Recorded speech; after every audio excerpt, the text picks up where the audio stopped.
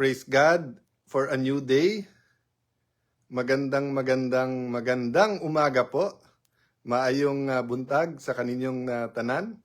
So lampas 12 o'clock na dito sa Pilipinas. Kaya good morning sa akin Facebook friends and family. Pasensya na po kayo. Balik na naman sa late night kasi from before lunch until eto kakauwi lang siguro mga 20 minutes ago, sunod-sunod na mga consultation, meetings, briefing, trying to get a sense of where we are, saan pupunta yung ating bansa, ano yung mga best case, ano yung mga worst case scenario, ano yung rumors, ano yung totoo, or siguro, di pa ako nagpaalam, i-quote sila, pero nung sinabi ko sa isang businessman, alam din nung isang businessman na kasi isang grupo din lang to, sabi nga yung kailangan ng clarity o kailangan malinaw, no? So we always start our discussion by thanking God, praising God, and there's always something. There are always many things that we can praise God about, no? But ulitin ko yung favorite ko, when we start, we praise God or thank God for who He is. Kasi the more we get to know kung sino ang Panginoon, lalo natin na appreciate pagmamahal niya sa atin at lalo natin siya minamahal. Goki Masayon Mangoba, gandang gabi din sa iyo. But sinabi ko gandang umaga just because lampas na 12 o'clock. So sa lahat ng ating mga kababayan sa Middle East, praying for the ceasefire, praying for diplomacy, praying for the talks, praying for wisdom, di ba? Minsan akala natin wala ng pag-asa at walang gustong bumigay sa kanilang stand. But then God gives the mercy, the grace, the wisdom. Ronaldo Enriquez, good morning sa iyo. Lac Main, Joanne Milan Letigio, Randy Simogan, yan, from Tagbilaran City. Yan. So maayong buntag o maayong gabi sa kaninyong tanan. So kinahanglan ng clarity. So guys, may request lang na ipagpatuloy ko daw yung ating topic ng preparation or paghahanda. So dahil dun sa Resurrection Week, Resurrection Sunday, Pasko ng muling pagkabuhay o Pasko ng pagkabuhay, we were talking about sense of purpose. Na sobrang mahal tayo ng Panginoon, na from the time He created the world, He created us, meron siyang purpose, yung reconciliation, redemption natin to the blood of the Lord Jesus Christ. So pinag-uusapan natin yung purpose, pinag-uusapan natin na yung power, yung planning, actually potential pa lang, hindi pa sa planning, no? So because God created us for a purpose, nandun yung potential natin gawin yung purpose niya. At dahil may potential tayo, binibigyan tayo ng power, including yung resources. So, part of that is planning and preparation. So, preparation or paghahanda, di ba? Alma May Padernal Padios, good evening. Jess Ablan, Richie Shatman Ganyak, Kagawad Richie Ganyak, ito po from Davao City. So, kamusta po kayo sa Davao City? God bless you po. Prayers always. Senyor, so mga taga Lapu-Lapu City, mga taga Metro, Cebu Province, good evening sa inyo. From Sorsogon naman, so Diyos maray na aga sa Indogabos. Yan. Mga from Cavite, yan, malapit lang sa amin. UAE, so yun, kanina binabanggit ko po, of course, we're praying for everyone, pamilya ng mga OFW, but we should have extra prayers sa mga kababayan natin who are actually there. Kasi kung ano problema natin, doble, triple, quadruple sa kanila, safety nila, trabaho nila, safety ng mga boss nila, future ng kumpanya nila, even yung food security, energy security nila, no? So halo-halo na. Sandy from Kuwait, yan, from Bohol, so maadyong buntag sa kaninyong tanan. From Cyprus, yan, ito naman from si Ricay Carinosa from Florida. Yan. So guys, yung sa preparation, siguro ang gusto kong idagdag, parang problema yan or addiction. To address a problem, you have to recognize that there's a problem. To fight addiction, to have victory over addiction, kailangan ng consciousness, ano yung addiction na yon, bakit ka addicted doon, yung acknowledgement, di ba? Kaya makikita mo doon sa Alcoholic Anonymous, Gamblers Anonymous, basta't lahat ng mga addiction, pinapastart ka. So kung si Juan de la Cruz, pinapastart nila by saying, "Hi, I'm Juan de la Cruz, I'm an addict. I've been an addict for ganito or I've been clean for ganito time." So yung acknowledgement, no? So it took time for all of us to acknowledge that there is a crisis. But actually from February 28, kung hindi man may crisis na, yung potential for a crisis nandun because napaka-sensitive talaga nung area dun sa Middle East. So whether or not Iran took that strategy, di ba, na parang pag nag-suffer kami, suffer tayong lahat at may iba kaming weapon, di ba? Alam natin na kung hindi man crisis, yung potential for crisis. That's why maraming bansa nag-create ng separate crisis committee aside from the cabinet and whether it's a prime minister, whether it's a monarch, or whether it's a president.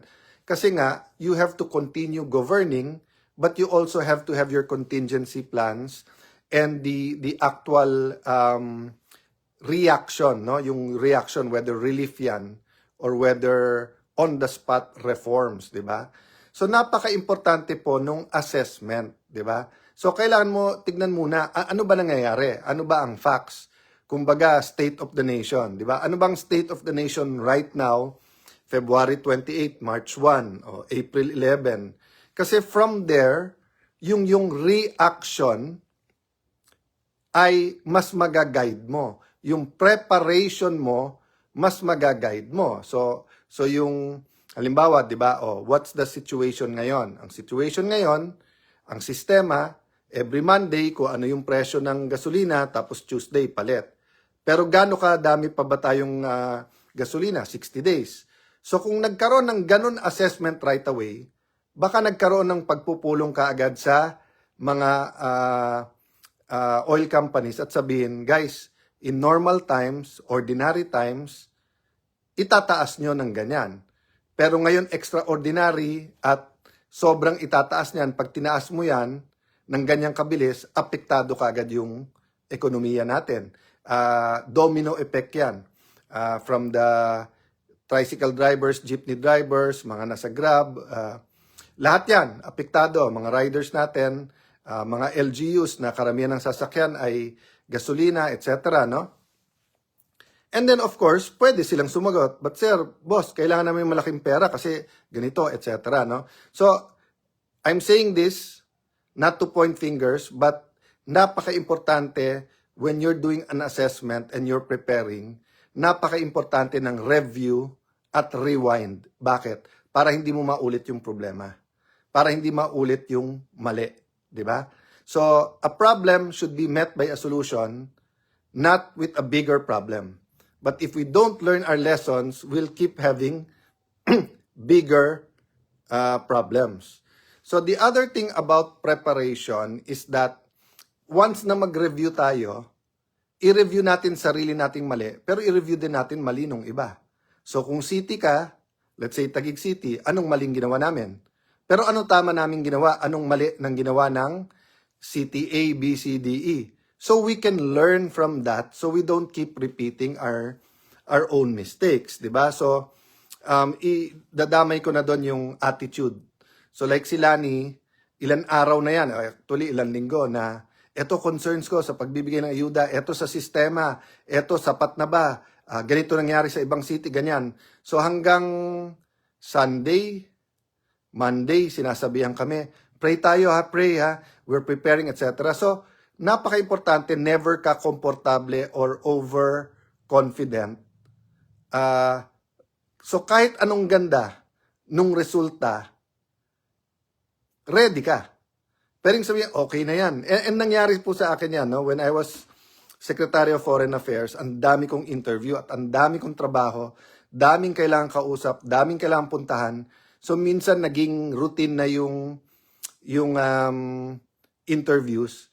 So nung pumunta akong Al Jazeera, hindi ko ni-research yung style nung magi-interview, yung tema nung show niya, etc. Pero lahat naman nung facts, talking points, etc. And that's why isang favorite verse ko yung Romans 8:28 kasi awa ng Diyos napaganda pa kasi kahit hard-hitting, mga 7 million ang nanood. But that's not an excuse. So, I learned from that kasi sinabi na nila hindi ka ba brief ng staff mo? Actually, brief nila ako. But dahil nga sunod-sunod, I wanted to relax for a while, dami nangyari, sinabi ko na sa dami kong interview, si Lani hindi ganon. Kahit na same group, let's say mga kababaihan, or let's say tricycle group, sa Taguig, may higit 10,000 ang tricycle, almost 20,000. So kung 4 na araw bibigyan yan, every single day she treats it like it's new. At never overconfident, never komportable. Para nga everyone's on their toes. Tapos, pwede kasi yung first day, walang problema. Yung second, meron. Pwedeng 3 days, walang problema. Pero yung last day, may problema. Di ba? So guys, when we're preparing, you always have to tell yourself back to basics. Di ba? Fundamentals muna. Balik muna. So bago mag-start, deep breath, rewind muna. Has this situation ever happened to the Philippines? Has this ever happened to my city? Has this ever happened to my family? If yes, ano nangyari? Anong naging tamang solusyon? Anong mali? Ano yung facts? Kompleto ba yung facts? Ano kaiba ng facts ngayon sa nangyari dati? Di ba? So, in anything we do, when we give our best, yung chances ng magandang result, maganda din. And pag hindi ka nag-prepare, hindi ka nag-review, hindi ka nag-rewind, hindi mo sure if you're giving your best at kung best yung resulta. Shout out sa mga taga-Kalsada Taguig. Ito naman from Turkey. Ayan, si Neil Japs. Maganda Humalon. Hello po, Attorney Alan Peter. Hello po, magandang araw sa inyo. Pamela Santos. Yan. So guys, Monday may hearing yung Protect. So I've been meeting some business groups, iba-ibang sector, just getting the feedback, getting some thoughts. Today, tinanong ko rin dun sa isa, ano tingin yung best case scenario, anong worst case scenario, anong preparation, pare-pareho ba sa buong Pilipinas. So for example, di ba yung parating flash na presyo ng gasolina, mostly Metro Manila yan eh. Pero sa maraming island provinces natin, mas malaki ang tinaas nun, di ba? So, ganun din. For example, kung sa highly urbanized cities, anywhere in Metro Manila, most of Bulacan, Pampanga, Cavite, Laguna, mga Metro Cebu, Metro Davao, problema talaga yung gasolina because nga yung public transportation from riders, tricycle, jeepney, taxi, buses, etc. Pero sa maraming rural areas, pagkain at presyo, kawalan ng trabaho pa rin ang problema. Di ba? So, hindi pwedeng one size fits all. But since ang media natin is national media, national papers, national networks, ang tendency natin dalawa. One is we talk about Metro Manila, and number two, when we talk as if we're talking na buong Metro Manila is the same situation sa bundok, sa isla, sa bawat barangay sa ating bansa. So we have to be careful about that because pag nagbigay tayo ng tulong, pagka tayo'y naghanap ng solusyon, kailangan personalized yan. Kailangan nakatutok yan sa sitwasyon ng mga lugar na yon, di ba? So ganun din, di ba? When we say we'll give fishermen ganitong amount, we'll give farmers ganitong amount, iba din needs nila eh. At saka iba-iba yung sa tinatanim ng farmers, iba-iba din ang sitwasyon nila. So everyone will accept the ayuda, everyone will get the money, but it doesn't mean, so halimbawa 5,000, sa karamihan kulang yon. Pero sa iba, malaking kulang, sa iba napakalaking mas lalong kulang 'yon, 'di ba? So for example, 'di ba kung taxi driver ka tapos gas ang gamit mo, kulang yung 5,000. Pero kung jeepney driver ka, diesel yung sasakyan mo, so magkaiba sila ng sitwasyon. So napaka-importante pagka yung magpre-prepare ka, whether it's a family problem, a community problem, PTA problem, problem sa ekonomiya, kompleto yung facts, tapos talagang naka-personalize or specific at targeted, no? Our government is getting there. Every day, pag nagmo-monitor ako, nakikita ko na may adjustments, di ba? But of course, we expect na coordinated and comprehensive and very clear, no, na may clarity yung response, di ba? So guys, continue praying for the country, continue crowdsourcing mga potential solutions. Then wag na tayong maghintay ng worst case scenario. So for example, kung may bakanting lupa, may opportunity sa bawat lugar, lalo sa urban, magtanim. 'Di ba? Yung urban farming, dinidiscuss namin kanina yon, can really help our food security and to save money during this time. Kung mag-online classes na naman, marami wala namang internet or masama ang internet or walang gadget.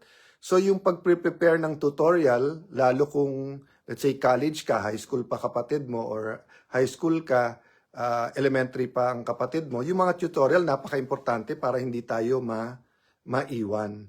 So many things to discuss, to say. I'll find a better hour tomorrow, but I'd like to thank everyone for your support, for your prayers. Nandun ang criticism sa democracy, importante yon. Try to keep it creative. Sometimes we have to get mad para mapansin, but napaka-importante na may sober voices parate. Whether yan ay media, whether yan ay Congress, yan ay nasa barangay, yan nasa executive department, no? But napaka-importante ang basis parati natin, truth, di ba? Garbage in is garbage out eh. So kung mali facts natin, mali din ang conclusion natin. Kung mali ang mga figures natin, let's say sa pagbibigay ng ayuda, hindi mabibigyan lahat or hindi magiging effective, no? So pray nga for these specific points so that we will always be much more prepared and we can plan better. That way, we can leverage and have a better response sa lahat ng problema ng ating bansa. God bless you guys. Have a good sleep. Thank you very much.